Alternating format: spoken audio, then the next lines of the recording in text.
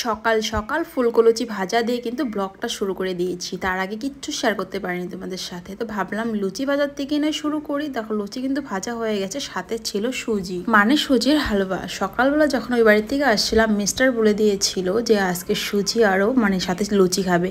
তারপরে এসে আর কি করবো, বানিয়ে নিলাম। তারপরে দেখো বসে পড়লো, এখানে তিজুকেও ডেকেছে মা, তো তিজু আমি আর মাও বসে পড়লাম। অ্যাকচুয়ালি মার তো অনেকদিন হয়ে গেছে অপারেশনের, তো সেলাইটা শুকিয়ে গেছে আর ডক্টর সবকিছুই খেতে বলেছে, তবুও কিন্তু মা সবকিছু খায় না। আর লুচিতে একদমই তেল ছিল না, মানে আমি একদম টিস্যু পেপারে মানে চেপে চেপে দিয়ে তারপর মাকে দিয়েছি, তো মা খেয়ে নিল। আর তিজু এখানে খাচ্ছে, তিজু লুচি খেতে ভীষণ ভালোবাসে, আর সুজিটাও খায়নি, ও বললো যে সুজি খাবে না, পরে সুজিটাও কিন্তু আমি খেয়ে নিয়েছিলাম। আর খেতে কিন্তু খুবই টেস্টি হয়েছিল, এটা দুধ ছাড়াই বানিয়েছি, নর্মাল সুজি দিয়ে দিয়েছিলাম এলাচ টেলাচ এগুলো। তারপরে দেখো আমার না ভীষণ মাথা যন্ত্রণা করছিল, পরে তিজু একটু মাথাটা টিপে দিল, ছোটোবেলার থেকে ওকে দিয়ে আমি এগুলো কাজ করাই। শুয়ে থাকতে থাকতে হঠাৎ করে কানে আওয়াজ আসলো, মানে বড়পালা এসছে। ছোটোবেলার সেই দাদুটা অনেক বছর পরে এসছে, সেই ছোটোবেলা যখনই আসতো তখন হাতে টাকা না থাকলেও কিন্তু আমাকে বরফ দিয়ে যেত, বলতো যে খা পরে দিয়ে দিস, 1 টাকা করে বরফ খেতাম। সে দাদুটা এসেছে, তাই ডাকছিলাম যে বরফ দিয়ে যাও বড়পালা।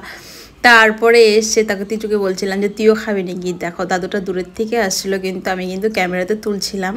এই দাদুটা আমি যখন স্কুলে পড়ি 4-5-এ তখন থেকে উনি বরফ বিক্রি করা দেখি, এখনও ননস্টপ করেই আছে উনি বরফ বিক্রি। যাই হোক, তারপরে এখানে 10 টাকা রেখেছিলাম, সেটা মনে পড়লো যে নাই 10 টাকাটাই নিয়ে যাই। তারপরে তিচুকে একটা দিলাম আর আমি একটা কিনলাম। এই বরফটা ছোটোবেলায় কে কে খেয়েছে একটু কমেন্ট করে জানিয়ে, তো জানি সবাই খেয়েছে, কিন্তু এখনকার মানে টেস্টটা আগের টেস্টের সাথে একদমই মিলে না। আগে খেতে ভীষণই ভালো লাগতো, আর এটা তো রেড কালার ছিল, হোয়াইটটা খেতে ভীষণ ভালো লাগে। আর দেখো আমি কিন্তু দুপুরে রান্নার জন্য সবজি টবজি সব কেটে নিয়েছি, এবার রান্নাটা বসিয়ে দিলাম।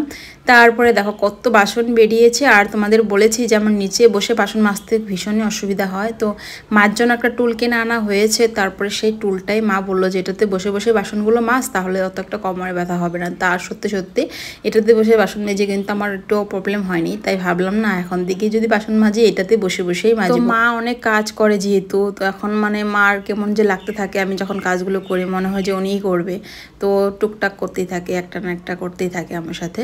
তো ভ্যাবি কাজগুলো তো করতে পারে না, এই ধরো বাসন একটা ধুয়ে নিল দাঁড়িয়ে দাঁড়িয়ে, তো আমি মাকে বলি যে তোমার করতে হবে না, আমিই করে দিচ্ছি, কিন্তু ওনার আর সহ্য হয় না, কারণ কাজ করা মানুষ তো মানে বসে খেতেই চায় না একদম। আর ঠাকুরের পুজোটাও মা দিচ্ছে, কারণ জলটা টানতে পারে না, জলটা আমি কখনো তুলে দেই, বা পাশের বাড়ি যে বৌদি সেদিনের ব্লগে বললাম তুলে দিয়ে যায়। আর দেখো ঘরের মধ্যে এটা কি বাসা করে, ডিব্বার মধ্যে কয়েকটা নিম পাতা না কি পাতা ছিল, তো আমি ডিব্বাগুলো সরাচ্ছিলাম, দেখি এটা একটা বাসা, আমার তো দেখে ভীষণ ভয় লেগে গেছে। পরে মা এটাকে নিয়ে ভালো করে কলপার থেকে ধুয়ে নিয়ে আসলো, ওটাতে নাকি ছোটো ছোটো কিসের বাচ্চা ছিল মানে পোকাটার। তারপর আমার রান্নাবাড়ি কমপ্লিট হয়ে গেলো, দেখো ঘরটা আমি লাগিয়ে দিলাম। তারপরে না আমি দুপুরবেলা গেছিলাম কয়েকটা বেলপাতা আনতে। তারপরে দেখো আমার মাকে দিয়েছে ভিডিও করার জন্য, আর আমাকে ভিডিও করছে। তোমরা কি আমাকে দেখতে পাচ্ছ ভিডিওতে? এই কাণ্ডটাই করেছে, আমাকে দেখানোর জন্য ভিডিও করতে দিয়েছি আর দেখাচ্ছে উনি বেল গাছ। ভাবলাম যদি করেছে এই ভিডিওটা তোমাদের সাথে শেয়ার করে আর কথাটা তোমাদেরকে বলে দিই, আমাকে দেখাতে দিয়েছি আর দেখাচ্ছে বেল গাছ, আর বেল গাছের পাতা যে পারছে সেটাও ভালো করে দেখা যাচ্ছে না, কি যে তুলেছে সেই জানে। তো চলো আজকের ব্লগটা অবধি, ভালো লাগলে লাইক কমেন্ট শেয়ার করে দিও, বাই।